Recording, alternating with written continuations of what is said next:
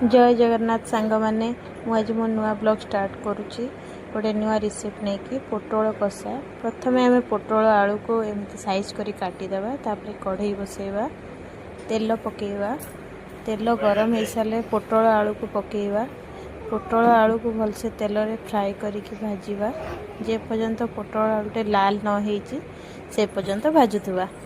देखिवा पोटल पानी अंशटे बाहर से पानीटा सुखीगला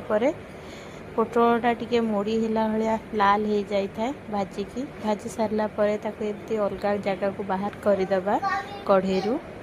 तापर पुणी से तेल पकेवा जदि से तेल किछिटा रोचे किसी असुविधा नहीं तेल पकेवा तेल पकई सारापर से जीरा पकेवा जीरा टिके फुटीज जीरा फुटी सारा आपण कौन करेंगे अदा रसुण आ पियाज बटा मसला बटा देकी से पकेवा पेस्ट करिकी जेतिकी परिमाण दरकार से परिमाण मसला पकेवा तापर से तेल रे टिके भाजीबा अल्प 2-3 मिनिट भाजी सारा पर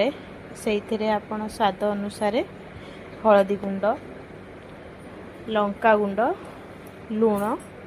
पकेवा से जेतिकी दरकार आपणकर से हिसाब रे पकेवा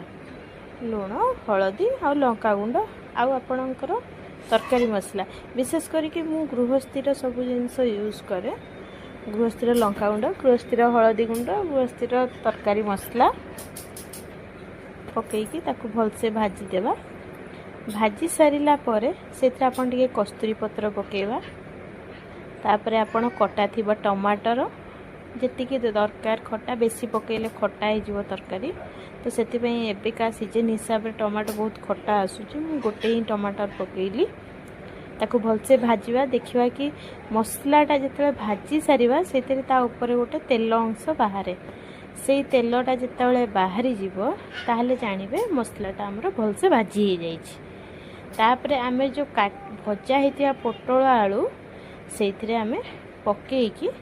टिके भाजीबा मसलाटा कषी होपर सेटा परिवा सहित मिसीज 2-3 मिनिट भाजी सारा पर टिके कषी हो गला से आम पानी देदेबा पानी जेतिकी दरकार पानीटा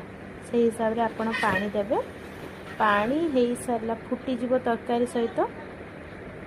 कि पानी फुटीज पानी फुटी सारा पर तरकारीटा कंप्लीट हो सार यहीपरी आप तरकारी करेंगे मो वीडियो भल लगे कमेंट और शेयर करेंगे। Thank you.